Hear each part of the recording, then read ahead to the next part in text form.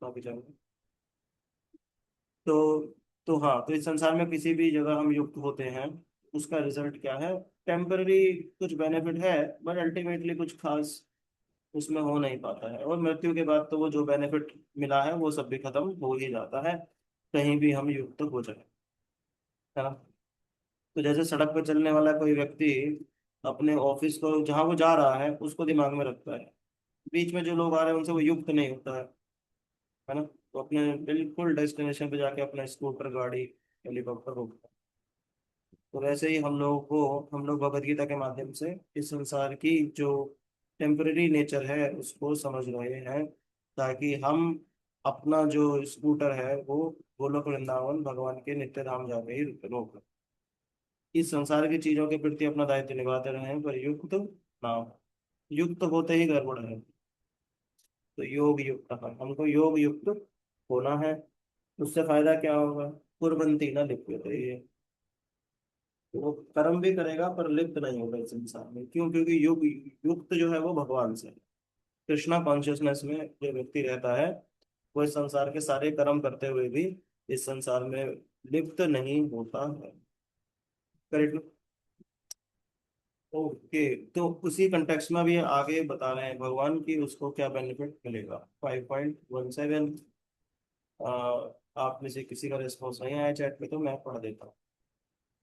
तद बुद्धस्य तद आत्मानस् तन्निष्ठस्तत्परायणा गच्छन्ति अपूर्व नावृत्तिम ज्ञान निर्धूत कल्मषा। देखिए इसमें क्या हो रहा है ना, आप इसको ध्यान से देखेंगे तो इसमें तद बुद्धिस बुद्धियस, यानी कि जिसकी बुद्धि, तद आत्मनस, आत्मा के बहुत बहुत अर्थ आते हैं। कई बार आत्मा भगवान के लिए यूज किया जाता है कि भगवान संसार की आत्मा है, और कई बार हम जो आत्मा है हम तो है ही हैं आत्मा। शरीर के कंटेक्स्ट में आत्मा, आत्मा के लिए रेफर भी किया जाता है, परंतु यहाँ पे जो आत्मा है वो मन के लिए रेफर किया जा रहा है ना। तो जिसकी बुद्धि, जिसका मन, तन निष्ठा, जिसकी पूरी निष्ठा, तत्परायणा, पूरी तरह परायण हो चुकी है। कहाँ परायण हो गई है? भगवान श्री हरि के चरण कमलों के प्रति। यानी कि जो योग युक्त हो चुका है, ये योग युक्त का ही दूसरा फॉर्म है एक तरह से, है ना। तो यानी कि जिसकी बुद्धि, जिसका मन, जिसकी निष्ठा तत्परायणा पूरी तरह भगवान के चरण कमलों में जा चुकी है, वो गच्छन्ति अपूर्व न गच्छन्ति, और इसको ऐसे बोले तो गच्छन्त्य पूर्णावृत्तिम, गच्छन्त्य पूर्णावृत्तिम। तो पूर्णावृत्ति कहाँ होती है? इस संसार में होती है ना। व्यक्ति जन्म लेता है, मरता है, मर जाता है, फिर जन्म लेता है, फिर मर जाता है, फिर जन्म लेता है, फिर मर जाता है, ये चलता ही रहता है उसका। तो भगवान सेकंड चैप्टर बताए इसको ना, देहि नैस्मिन् यथा देहे कौमारम यौवनम जरा तथा देहांतर प्राप्ति धीरस्तत्र न भूयते। तो भगवान कहते हैं, तथा देहांतर प्राप्ति, तो दूसरी, तथा देहांतर प्राप्ति, जब वो दूसरी देह प्राप्त करता है। तो पुनरावृत्ति होती रहती है संसार में, परंतु गच्छन्ति, ऐसा व्यक्ति जो भगवान श्री कृष्ण के चरण कमलों के प्रति जिसकी बुद्धि, जिसका मन, जिसकी निष्ठा पूरी तरह लग गई है, गच्छन्ति अपूर्णावृत्ति। तो पूर्णावृत्ति तो हम समझे, परंतु अपूर्णावृत्ति, उसकी अपूर्णावृत्ति में चला जाता है, मतलब उसका संसार में आना जाना नहीं होगा। क्यों? क्योंकि गच्छन्ति, वो इस संसार से चला जाता है। ऐसा क्यों हो गया? क्योंकि ज्ञान निर्धूत कल्मषः, क्योंकि ज्ञान के माध्यम से निर्धूता, उसने अपने को शुद्ध कर लिया है। किस चीज से? कल्मषा, सारे भौतिक कल्मश से। क्लियर है ना। ये तीन चीज हमें भगवान की सेवा में लगानी है, अपना बुद्धि, अपना मन और अपनी पूर्ण निष्ठा।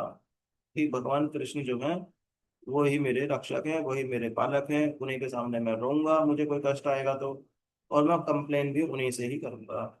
जैसा हमने पहले भी चर्चा किया है, इस संसार में किसी से किसी चीज के विषय के बारे में कंप्लेन करने का कोई फायदा नहीं है। हमको गुरुजनों से और भगवान के सामने ही कंप्लेन करनी चाहिए, क्योंकि वही हमें कुछ सोल्यूशन दे सकते हैं, हमारे लिए कुछ कर सकते हैं।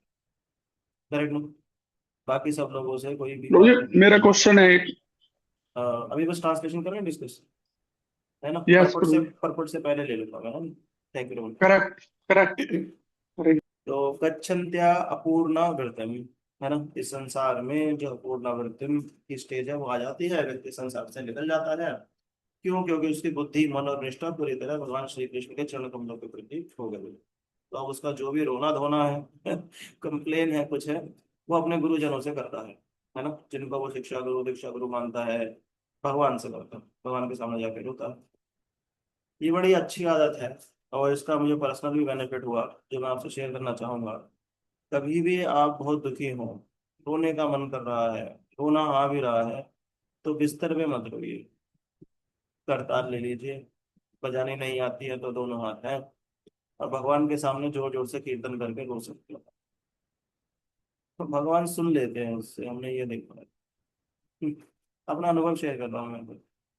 किसी और के सामने रोने से बहन को, भाई को, दोस्त को, मम्मी पापा को ज्यादा फायदा नहीं हो पाता है, वो दुखी हो जाते हैं, है ना। ना वो सारे असलियत जानते भी हैं, कई बार हम दुखी हैं अपने खुद के कर्म की वजह से, खुद की गलती है। औरों को बताएंगे ऐसा लगेगा नहीं इसकी कोई गलती नहीं, क्योंकि हम बताते ही वैसा हूँ। तो भगवान के सामने रोने से क्या होता है ना, कि वो रियलाइजेशन भी आ जाता है हमको, जो हम छुपा रहे हैं, कि नहीं नहीं हाँ मेरी गलती है, और भगवान ही उसको करेक्ट भी कर देते हैं।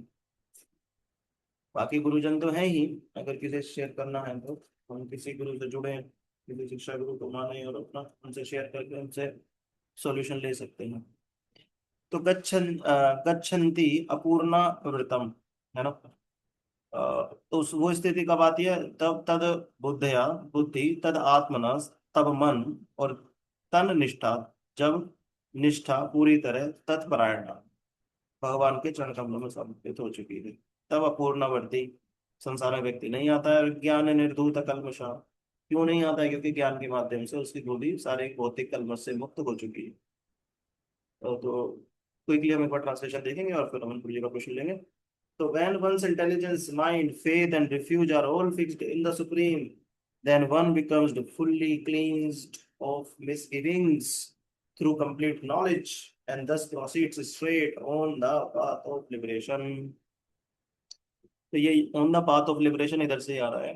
गच्छन्ति अपूर्णावृत्ति, अपूर्णावृत्ति यानी वो लिबरेट हो जाता है ना। पूर्णावृत्ति के चक्कर में नहीं पड़ रहा है वो, कि जन्म मृत्यु जन्म मृत्यु जन्म मृत्यु, और गच्छन्ति चला जाता है, straight on the path of liberation चला जाता है। बिकॉज वो इस संसार के जो भौतिक कल्मश है उससे वो मुक्त हो चुका है। और कैसे हुआ है? अब वो बुद्धि भगवान की सेवा के लिए यूज करता है, मन भगवान पे केंद्रित हो चुका है, उसका फेथ, उसका रिफ्यूज जो कुछ है वो भगवान ही, यानी उसके जो प्लानिंग चल रही है बुद्धि, वो भगवान की सेवा के लिए ही चलती रहती है। कि मैं ये जो धन कमाऊंगा इसको भगवान के इस प्रोजेक्ट में लगा दूंगा, मैं ऐसे समय बचाऊंगा ताकि मैं शास्त्र पढ़ सकूं, अपनी माला कर सकूं, मैं अगर ऐसे कह दूंगा तो मैं फिर इस भौतिक कर्म को ऐसे अच्छे से कर सकता हूँ, मुझे समय मिल जाएगा, फिर भगवान की सेवा करूँ। उसका बुद्धि इस तरह से चलती रहती है ना। अगर मैं इनका संग ले लूँ, वो क्लास अटेंड कर लूँ, तो मैं भगवान के बारे में और ज्यादा जान पाऊंगा। ये सब चलता रहता है। हमारे भक्त लोग तो ये बुद्धि लगाते हैं ऑफिस में कैसे छुट्टी मांगे ताकि महाराज की कथा सुन लें, या ये बड़े वरिष्ठ भक्त आ रहे हैं ऐसे उनकी कथा सुन लें। ऐसे उनकी बुद्धि चलती रहती है भगवान की सेवा करने की। और मन, मन वहीं रहता है, उनका मन मोबाइल पे नहीं जाता है। जैसे आजकल बड़ी बीमारी हो गई है, किसी से बात करते हैं तो मोबाइल निकाल लेते हैं, सामने बैठा व्यक्ति बात कर रहा है पर मोबाइल से भी बात करने लगते हैं, मतलब मोबाइल निकाला उसमें खेलने लगते हैं। अब मन क्या है ना, मल्टी ब्रांच्ड हो गया है। मल्टी ब्रांच्ड मन कभी संतुष्ट हरे नहीं कृष्ण, होता। मुझे वॉइस नहीं आ रही। कोई नहीं आ रही? ओ, अभी आ रही है कि पता नहीं, नेटवर्क का प्रॉब्लम होता है, क्या करूँ बता, बोलता रहूँ क्या? अभी आ रही है क्या? अरे बोल, आवाज आ रही है क्या? नहीं प्रभु बहुत जी, कम आ रही है। बहुत कम आ कम आ रही रही। अच्छा, कम आ रही है क्या? क्या करूँ, पंखा बंद करता हूँ। तो कृष्णा, आपने पहले नहीं होता है। अभी भी कम आ रही है कि मैंने पंखा बंद किया है यहाँ से? नहीं, अब आइए प्रभु। अच्छा, थैंक यू। अब आ रही प्रभु। Okay okay, thank you. कहाँ को था? मैं तो भूल ही गया कहाँ को, भूल जाता हूँ एक प्रभु फ्लो। जी, आप प्रभु बता जी रहे थे हम कि जैसे हाँ मोबाइल पे बात करते थे, सामने मतलब बात हाँ करते थे। हाँ, करेक्ट करेक्ट, थैंक यू। तो मैं वो कह रहा था कि जैसे इंटेलिजेंस के बारे में हमने डिस्कस किया ना, कि उसकी प्लानिंग ये चलती रहती है। जैसे अभी क्या ना, हम लोग जब वर्कहोलिक हो जाते हैं तो क्या प्लानिंग चलती रहती है, हम बॉस को ये वाला काम करके दिखा दें, फिर हम ऐसे जवाब देंगे मीटिंग्स में, है ना। तो ये प्लानिंग के लिए इंटेलिजेंस ऐसे काम कर रही है। पर भक्त की इंटेलिजेंस ऐसे भक्ति में काम करने लगती है। कि अगर मैं ऐसे ऐसे करके ये काम निपटा दूंगा तो मैं अब जो शाम का मुझे समय मिलेगा मैं उसमें फटाक से 2-3 पेज भगवत गीता के पढ़ लूंगा, है ना। हाँ देखो, उसका अल्टीमेट गोल क्या हो रहा है ना, इंटेलिजेंस को भगवान की सेवा के लिए यूज कर रहा है, भोग के लिए यूज नहीं कर रहा है। मेरी बात समझने का प्रयास कीजिए आप, समझ रहे ना। फिर माइंड के बारे में बोल रहा था कि माइंड मल्टी ब्रांच्ड जो हो जाती है, तो वो जब मन मल्टी ब्रांच्ड हो जाता है, मल्टी ब्रांच मन कैसे होता है ना कि वो जैसे बच्चों में भी लगा हुआ है, मोबाइल में भी लगा हुआ है, यहाँ भी लगा हुआ है, वहां भी लगा हुआ है, तो कोई ना कोई तो कष्ट देगा ही ना उसको। तो कैसे संतुष्ट रह पाएगा। एक मन ऑफिस में लगा हुआ है, फिर ऑफिस वाले कष्ट देंगे तो दुख होगा। एक मन बच्चों में लगा हुआ है, बच्चे भी कष्ट देंगे तो दुख होगा। एक पति में लगा हुआ है, पति भी दुख। इधर उधर 1,000 जगह मन लगा हुआ है। अगर वो सिर्फ कृष्ण में लग जाए, सोचिए, सिर्फ कृष्ण में एक मन लग गया है कृष्ण, कि मेरे को जो कृष्ण कहेंगे वो मैं करूंगा, बस। अब कृष्ण के प्रसन्नता के लिए वो अपनी ड्यूटी करता रहता है, और ड्यूटी करने में जो रिजल्ट आ रहा है, चाहे वो पॉजिटिव नेगेटिव जो आ रहा है, वो कृष्ण के प्रसाद के रूप में एक्सेप्ट कर लेता है। इसलिए जब मैं इस्कॉन में नया नया आया था, ये लेक्चर सुनता था, मुझे हैवी लगते थे, मैं सही बता रहा हूँ। मेरे को लगता था कि मतलब आप तो मतलब एक व्यक्ति को हैंडीकैप बना रहे हो ना, वो सोच ही नहीं सकता, है ना। कई कई बार ऐसा नहीं लगता है कि आपने एक व्यक्ति को एक तरह से पूरा हैंडीकैप सा बना दिया कि तुझे और कुछ नहीं करना है, बस गुरु की सुननी है, जो गुरु कहें उसी डायरेक्शन में चलते रहना है ना। यानी कि गुरु बोले खड़े हो जा तो खड़ा हो जा, गुरु कहीं बैठ जा तो बैठ जा। एक्चुअली सिद्धांत तो वही है कि गुरु की आज्ञा में रहना है, पर वो मन को मारने के लिए है, क्योंकि मन के मारे जीत है, मन के मारे हार। तो मन को अगर मार ले कोई व्यक्ति गुरु की आज्ञा में, तो जीत गया वो, है ना। अब बुद्धि से चल रहा है वो, स्पिरिचुअल इंटेलिजेंस। और जब मन अगर उसे मार दे तो हार गया। मन ने कहा ये करो वो करो, ये वो करने लग गए। तो हमारा जो स्पिरिचुअल लाइफ में क्या, मन के ऊपर बड़ा फोकस है, परंतु अब उस मन को भी हमने गुरुजनों को, भगवान को समर्पित कर दिया। वो जैसा करे हम कर रहे हैं, दैट्स इट, सिंपल। लाइफ इतनी सिंपल हो जाती है फिर। और वो थोड़े टाइम बाद रियलाइज होता है कि एक्चुअली लाइफ बेटर हो गई। उससे पहले तो हम बहुत परेशान थे, और हम अपने मन से चलते रहते तो खूब धन भी आ जाता तो भी परेशान ही रहते। धीरे धीरे रियलाइज होने लगता है ना। तो इसे इसलिए बोलते हैं हायर इंटेलिजेंस का पावर रहने से अपने मन को आप कंट्रोल कर सकते हैं। एनीवे, फिर आता है फेथ और रिफ्यूज, है ना। तो हमारा फेथ है कि भगवान कृष्ण जो है वो हमारी रक्षा करेंगे, हमारे लिए जो है वो देंगे। हम उनका भजन में अपने इंटेलिजेंस और माइंड को लगाएंगे। और रिफ्यूज, उनको शरणागत हो जाता है कि वो जो कर रहे हैं मेरे जीवन में मुझे नहीं पता है कि एंड गोल क्या होने वाला है, और उनको सब पता है, तो मैं उनकी शेल्टर लूंगा। तो जैसे मैंने बताया, कभी दुखी हैं, कुछ बात है, तो भगवान कृष्ण की और गुरुजनों की शेल्टर में रहना है।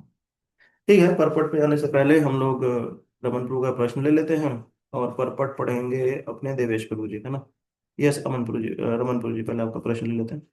हरे कृष्ण प्रभु जी। दंड प्रभु प्रणाम। जी, जैसे हम भगवान के सामने रोते हैं, है ना। हाँ जी, हाँ जी। रोते हैं, भगवान रेसिप्रोकेट भी करते हैं, ठीक है। लेकिन हाँ रेसिप्रोकेट करने के बाद हमारी जो मटेरियल वो डिजायर है वो फुलफिल भी कर देते हैं भगवान, ठीक है। हाँ जी। लेकिन हमारी बुद्धि जब फुलफिल कर देते हैं तो हमारी बुद्धि उसी तरीके की हो जाती है, फिर वो चीट करने लगती है ना। हाँ फिर भगवान फिर हम भगवान के सामने फिर रोते हैं, फिर भगवान रेसिप्रोकेट करते हैं। कंटिन्यूटी चलता रहता है ना। हाँ तो कभी कभी ये आता है मन में कि यार तू, जब तू कहीं फंस जाता है तो भगवान के सामने रोने लगता है, फिर तू चीट हाँ करने लगता है। उस हाँ चीज को प्रभु जी कंट्रोल कैसे करें। या तो दो हाँ चीज है कि हाँ भगवान हमें कष्ट ही देता रहे, हम रोते रहे और हम भगवान का मनन करते रहे। एग्जाम्पल कुंती महारानी, है ना। कि हम भगवान से बोले भगवान कष्ट ही दो, हमें कष्ट ही दो, क्यों, मैं तो वैसे तो सुधर नहीं पा रहा। हाँ, मुझे लगता है कि वो एक आइडियल स्टैंडर्ड तो है ना। वो एक आइडियल स्टैंडर्ड है जिसमें एक भक्त पूरी तरह भगवान को शरणागत होकर ये कहता है कि भगवान, मेरी आप मुझे ना, मैं चाहता हूँ बस आपकी रिमेम्बरेंस बनी रहे, बाकी आप मेरे साथ कुछ भी कर लो। आप मुझे कष्ट दो, कोई बात नहीं, आप मुझे कष्ट मत दो, कुछ ज्यादा कष्ट दो, ताकि आपकी रिमेम्बरेंस बनी रहे। उसका मेन फोकस क्या था, भगवान की रिमेम्बरेंस रहता है। ताकि वो अपनी लाइफ में बोले कुछ भी करो आप मेरे साथ। जैसे कुछ भक्त नहीं हुए, उन्होंने 10,000 हाथ मांग, 10,000 कान मांग ली, बोले भगवान हमें 10,000 कान दे दीजिए आप कितना वियर्ड लगेगा ना, एक बॉडी पे मतलब 10,000 कान है। उन्हें वर ऐसा मांग लिया 10,000 कान हो, और बोले करोगे क्या इस कान से, बोले उसमें आप ऐसी ताकत दे दीजिए कि मैं 10,000 कान से एक साथ आपकी 10,000 कथाएं सुन सकूं और प्रोसेस भी कर सकूं। समझ रहे? मतलब वो इतना ज्यादा भगवान के बारे में सुनना चाह रहे हैं। अब हम लोग इस वर को नहीं मांग पाएंगे, है ना। अभी तो हम कंघे के बाल वाल संगवाते हैं ना, अपने बाल वाल भी थोड़ी देर हो जाए तो ठीक करने लगते हैं। तो शरीर पे कैसे 10,000 काम बर्दाश्त कर लेंगे। ऐसे ही मान लीजिए, मैं अपने ही बताऊं कि अगर जीवन में कुछ हो जाए तो एकदम से मैं परेशान हो जाने लगेगा कि यार कैसे कुछ हेल्प मिल जाए, मैं अपना वापस भजन में लगूं, भजन डिस्टर्ब हो गया है। कुंती महारानी बड़ा फायर स्टेज है उनका, जब कष्ट आ रहे हैं तब उनका भजन स्ट्रोंग हो रहा है, अरे भगवान की रिमेम्बरेंस बढ़ रही है, कह रही है कि नहीं नहीं आप रहिए, कष्ट हो, कष्ट दीजिए हम लोगों को, खूब कष्ट दीजिए। हम ऐसे स्टेज पे तो है नहीं। पर फिर प्रश्न आता है, तो हम ऐसे कैसे करें कि मतलब हम अपने माया में ही चले जाते हैं, बस कुछ माया में कुछ प्रॉब्लम आ गई भोग करने में, फिर भगवान के पास आते हैं, वो ठीक कर देते हैं, कृपालु हैं, कृपा निधान है, भूल जाते हैं हमारे कर्मों को और हमें जो है सुख दे देते हैं। परंतु उस सुख को हम रेसिप्रोकेट नहीं करते, है ना। हम सुख को रेसिप्रोकेट नहीं करेक्ट। करते। जनरली मैंने तो एक हैबिट बनाई, मैंने पहले एक हैबिट बनाई कि भाई मैं भगवान से मांगूंगा नहीं। और अगर कोई भौतिक चीज मुझे इतनी डिस्टर्ब कर रही है कि स्पिरिचुअल लाइफ डिस्टर्ब हो रही है, तो मैं जाके मांगूंगा। वो जब मांगूंगा तो उसमें कुछ स्पिरिचुअल नियम ले लूंगा। स्पिरिचुअल नियम लेने से क्या होगा कि मेरे एक तो डिवोशन बढ़ जाएगा, और बहुत एक जो प्रॉब्लम है वो भी सॉल्व हो जाएगी, तो स्पिरिचुअल लाइफ। तो बेसिकली वो आपने स्पिरिचुअलाइज कर लिया, जो भी चीज़ आपने मांगी। मान लीजिए किसी की नौकरी नहीं लग रही है, वो भी पास आउट हुआ, नौकरी नहीं लग रही है, उसने भगवान के सामने खूब रो के गिड़गिड़ा के बोले, भगवान अगर मेरी नौकरी लगेगी तो मैं डेली सोने वाला का ये नियम लूंगा, है ना। तो क्या हुआ, उसकी नौकरी भी लग गई, जो चीज़ उसे डिस्टर्ब कर रही थी। और फिर सूर्य माला के नियम से उसकी स्पिरिचुअल लाइफ भी बढ़ गई। पर जो भी नियम ले गुरुजनों से डिस्कस करके ले, कई बार हम कोई बहुत बड़ा नियम ले ले, पालन नहीं कर पाएंगे तो प्रॉब्लम हो जाएगा, है ना। तो हर चीज को स्पिरिचुअलाइज किया जा सकता है, उससे फिर भगवान से हम कनेक्टेड रहेंगे। योग युक्ता, युक्त कैसे होना है, योग युक्ता विशुद्धात्मा विजात्मा जितेंद्रिया। तो योग युक्त जो है वो मेन पर्पस है कि योग में युक्त होना है। तो कोई भी भौतिक चीज है उसको हम, जैसे हम खाने का प्रोसेस है उसको हमने स्पिरिचुअलाइज कर ही रखा है ना, कि भाई भगवान को ऑफर करो, पत्रम पुष्पम फलम तोड़ियम, तो भगवान को ऑफर करके खाना है। तो खाने का जो प्रोसेस है वो स्पिरिचुअलाइज, वरना तो वो खाने का एक्चुअली प्रोसेस जो है वो बिना ऑफर करे खाएं तो पाप है। भगवान भगवत गीता में बता रहे हैं कि बिना ऑफर करके खाना पाप है, आप पाप खा लो। और उसको हमने स्पेशल भगवान की भक्ति में कर्म कर रहे हैं, है ना। तो ऐसे ही मैं आपको बता रहा हूँ, अगर हाँ हम ये सिंपल नियम लेंगे कि भाई मेरी प्रॉब्लम आएगी भगवान से जब भी मांगूंगा, तो उसमें एक स्पिरिचुअल नियम ऐड कर दूंगा कि भगवान मेरा ये काम होगा, मैं आपकी सेवा में ये करूंगा, मैं माला बढ़ाऊंगा या जो भी है, मैं डेली मंदिर दर्शन का नियम लूंगा ही लूंगा, मैं डेली कथा सुनने का नियम लूंगा ही लूंगा, या आधा घंटा पढ़ने का नियम जो भी है उसमें आप वो ऐड कर लीजिए। बस ठीक है, फिर स्पिरिचुअलाइज हो जाएगा, कोई दिक्कत नहीं।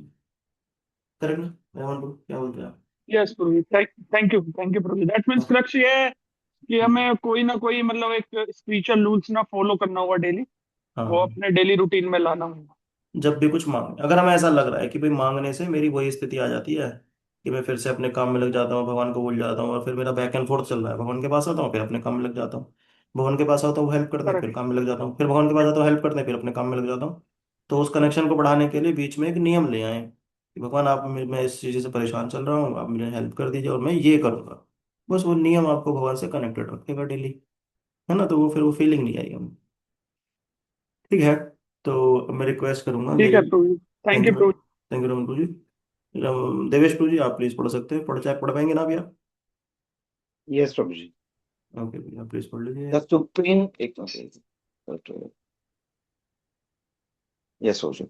Hare Krishna. The supreme transcendental truth is Lord Krishna. The whole Bhagavad Gita centers around the declaration that Krishna is the supreme personality of Godhead. That is the version of all Vedic literature. Para Tattva means that supreme reality, who is understood by the knowers of the supreme as Brahman, Paramatma, and Bhagwan. Bhagwan or supreme personality of Godhead is the last word in the absolute. There is nothing more than that. The Lord says, Mattaha Paramatmana परतरम, Nanyat. मत्ता मत्तः परतरम नान्यत् किंचित अस्ति धनंजय। आगे बोल। Impersonal Brahman is also hmm, impersonal Brahman is also supported by the Krishna. Brahmano hi Pratisthanam. Hmm, Therefore, in all ways, Krishna is the supreme reality, one whose mind, intelligence, faith, and refuse are always in Krishna, or in other words, one who is fully in Krishna consciousness is undoubtedly washed clean of all misgivings and is in the perfect knowledge in everything concerning transcendence. A Krishna conscious person can thoroughly understand that there is duality, simultaneously identity and individuality in Krishna, and equipped with such transcendental knowledge, one can make steady progress on the path of liberation. Hare Krishna. हम्म मतलब ये थोड़ा वैसे आप समझ सकते हैं कि जैसे मान लो एक जहाज में हम बैठे हैं, है ना। अब वो समुद्र में भटक गया। अब चारों तरफ अंधेरा है, तूफान है, दिशा का कोई पता नहीं है। तो उस जहाज का क्या ही होगा ना, है ना। अच्छा, उसको अगर दूर कोई लाइट हाउस दिखाई दे जाए तो अब डर कम हो गया। दिशा भी मिल गई कि नहीं मुझे इस तरफ बढ़ना है ना। और जहाज सीधा आगे बढ़ने लगेगा क्योंकि उसको पता है मुझे वहां जाना है ना। तो हमारा जीवन जो है ना कृष्ण के मिलने से पहले वैसा ही है। एक मतलब ऐसे एक भटका भटका सा रहता है ना। जहाँ पैदा हो गए हम लोग, चाहे अमेरिका हो, इंडिया हो, कोई और देश हो, उसके बस नियम कायदे उसके फॉलो करने लगते हैं। यही नहीं पता कि क्यों कर रहे हैं, है ना। अंधेरा नहीं है। अंधेरे में जैसे होता है ना, व्यक्ति को जो चीज हाथ में आ गई, रस्सी आ गई, सांप मान लिया, सांप आ गया, रस्सी, ऐसे मतलब चलता रहता है। तो जैसे व्यक्ति को कुछ चीज उसे लगता है कि हाँ हाँ अगर मैं बहुत अच्छी एजुकेशन प्राप्त कर लूंगा खुश हो जाऊंगा। उसे नहीं पता कि कई बार यही एजुकेशन उसके लिए जहर बन सकती है क्योंकि उसका एप्टीट्यूड नहीं है उस रोल को करने के लिए। तो ये वैसा ही है कि रस्सी पकड़ के सांप सांप चिल्लाना, या सांप पकड़ के रस्सी मान के अपना संतोष कर लेना। ऐसे कोई नौकरी, कोई ब्याह कर लेते हैं, तो कुछ लोग का शादी का एप्टीट्यूड ही नहीं है, वो शादी नहीं कर पाएंगे। समझ रहे क्या कहना चाह रहा हूँ। हम लोग जो संसार की चीजों हैं उसके लिए तैयार नहीं किए गए, हम एक ही चीज के लिए तैयार किए जा रहे हैं बस इस संसार में, वो है धन। इसलिए जो भी व्यक्ति थोड़ा बहुत भी पढ़ा लिखा है वो धन कमा पा रहा है क्योंकि उसके लिए तैयार किया गया है। वो ठीक है, खूब मेहनत करो, है ना। राजनीति ने, वो बिजनेस ने, सब वो तैयार कर दिया है ना, वो फैक्ट्री, ये तुम्हारे लिए काम करेंगे, हमने ऐसे लोग तैयार कर दिए, चिंता मत करो। सारी वर्कफोर्स किसी ना किसी लेवल पे बिग पीपल्स को सर्व करने के लिए तैयार है ना। बड़े बड़े बिजनेसमैन हैं, बड़ी बड़ी कंपनी चला रहे हैं खुद, चाहे मोटा छाप हो, पर हम लोग ऐसे एजुकेशन सिस्टम के माध्यम से ऐसे लोग तैयार कर दिए हैं जो उनको सर्व कर सकते। पर उसमें प्रॉब्लम क्या आ रही है? पुनरावृत्ति, उसकी पुनरावृत्ति, बार बार इस संसार के कलमश में फंसेगा वो, फिर जन्म लेगा, फिर कलमश में फंसेगा, फिर जन्म लेगा। ट्रेनिंग है नहीं इस संसार में भी, कैसे रहना है उसकी ट्रेनिंग है नहीं। तो एक तरह से अंधेरा है। अंधेरे के एक कमरे में उसे बार बार डाला जा रहा है ना। संसार में अंधेरे तो ज्ञान है ही नहीं, वैसे ही नहीं था, और ऊपर से कलयुग में तो बिल्कुल ही खत्म कर दिया है, वेद शास्त्रों की नॉलेज ही खत्म है। पहले ही इतना अंधेरा था, अब तो कोई होप भी नहीं है। तो उसको बार बार उस अंधेरे कमरे में डाला जा रहा है। पर कृष्णा कॉन्शियसनेस जो है, भक्ति जो है, वो एक लाइट हाउस की तरह उसको दिखती है ना। वैष्णव जन कृपा करके हमको दिखा देते हैं, गुरुजनों के माध्यम से हमको वो ज्ञान प्राप्त हो रहा है। तो वो लाइट हाउस है। अब पॉइंट ये आ गया कि अब मुझे तो दिख गई है अभी लाइट हाउस, अब मैं अभी भी अगर अंधेरे में फंसा रहा हूँ, है ना, उन्हीं चीजों को करता रहा हूँ जो मैं अंधेरे में रह के पहले कर रहा था, तो फिर वो मतलब वो है कि मतलब ठीक नहीं माना जाएगा। तो पहले तो मुझे रियलाइज नहीं होता है एक्चुअली मैं अंधेरे में हूँ, है ना। कष्ट पा रहा था दुनिया भर के, किसी भी चीज को सही कह देता था, किसी चीज को अगले दिन गलत कह देता था, है ना। कई बार अपने भी बहुत तारीफ कर लेता था, कई अपने को गिल्टी मान लेता था। परंतु अब मुझे एक लाइट हाउस दिखा है इस अंधकार में, संसार धावा न ललित लोग। हर संसार में के अंधेरे में मुझे एक लाइट हाउस दिखा है कि नहीं यार, ये कृष्णा कॉन्शियस, मुझे भक्ति ही करनी है, इस तरफ ही बढ़ना है ना। अब हमको एक डायरेक्शन मिल गई है, पहले डायरेक्शन नहीं थी। अब जीवन कृष्ण पर केंद्रित हो गया है तो भटकाव नहीं हो सकता। अंधेरा है तो कहीं भी भटक ही रहे थे ना। कभी कुछ अच्छा कहते थे, कभी कुछ और अच्छा कहते थे, कभी लगता था कि ये ले लो, कभी लगता था कि वो ले लो, कभी लगता था इसको छोड़ दो, ये डिस्टर्बिंग एलिमेंट है मेरी लाइफ में, कभी लगता था हाँ ये मेरा बहुत अच्छा मित्र है, इसको अपना लो, ये चलता रहता था। अब सिंपल हो गया जीवन, कृष्ण पर केंद्रित। अभी हम बताते हैं कनेक्शंस में, जहां भी लगता है कि हाँ ये कर्मी है, तो हमारा बात करने का ही मन नहीं करता है, मतलब कनेक्शंस बनाने का ही मन नहीं करता है। भक्तों पे ही जीव कृष्ण पे ही केंद्रित आधारित हो गया जीवन। कनेक्शंस की अगर बात करें तो, कि नहीं, कृष्ण के अराउंड ही लोगों से कनेक्शन रखना है। ज्यादातर भक्त कहते हैं कि हमारे मोबाइल में भक्तों के अलावा किसी का नंबर ही नहीं होता। ऐसा नहीं है कि उन्होंने मतलब आर्टिफिशियली, मतलब ऐसे हो गया है बस। तो जीवन कृष्ण पे आधारित हो तो हर चीज जो है, जब कृष्ण सेंटर में हो जाते हैं ना, तो फिर भटकाव नहीं रहता, जिस लाइफ सिंपल हो जाती है। तो कृष्ण यहाँ पे क्या कह रहे हैं कि जब व्यक्ति अपनी बुद्धि, मन, श्रद्धा, अपना आश्रय, है ना, इंटेलिजेंस, माइंड, फेथ, रिफ्यूज, सब कृष्ण में स्थित कर देता है, बस अब वो लिबरेशन की ओर सीधा बढ़ रहा है। वो लाइट हाउस जो है सीधा बढ़ रहा है वो कृष्ण की ओर। तो समस्या ये नहीं है कि हमारे पास शक्ति नहीं है, जहाज में पूरी शक्ति है, पूरा पेट्रोल है, सब है उसके अंदर, पूरी गैस है, कोई दिक्कत नहीं है। दिक्कत हमारे पास है दिशा की, वो दिशा जो है ना वो नहीं मिल पा रही। बड़े बड़े ज्ञानी लोगों के पास भी दिशा नहीं है एक्चुअली। कुछ दिन पहले बैठा था मैं, एक बहुत ज्ञानी थे, वो काफी सारी बातें बता दी, पर सब खिचड़ी सी पका दी उन्होंने। क्लियर डायरेक्शन नहीं था। उनसे बोला भी कि भगवान कौन है, कह रहे ये पता लगाना तो बहुत मुश्किल है। मैंने कहा ठीक है फिर, हरे कृष्णा हमें तो पता है। हमको तो पता है ना क्लियर, तो फिर हमें कोई दिक्कत नहीं है। आप कंफ्यूज रह सकते हैं, खूब पढ़िए वेद शास्त्र उपनिषद, भैया कंफ्यूज क्या फायदा। क्योंकि वेद शास्त्र में इतनी सब चीजें हैं, जबकि गुरु कृपा नहीं है हमारे पास, प्रभुपाद जी की कृपा है, इसलिए हमें पता है। तो एक बार प्रभुपाद जी जब वृंदावन में थे तो कुछ संत वहां से निकल रहे थे, तो प्रभुपाद जी उनसे कहने लगे कि बताइए कृष्ण, बताइए भगवान कौन है। वो कहने लगे कि देखिए, अलग अलग वेद अलग अलग बातें बोलते हैं, और ये विषय बहुत गंभीर है, और हम इसमें क्या ही बता सकते हैं कि कौन भगवान है। पास में एक बच्ची खेल रही थी, प्रभुपाद जी के वेस्टर्न डिसाइपल थे, उनकी बेटी खेल रही थी।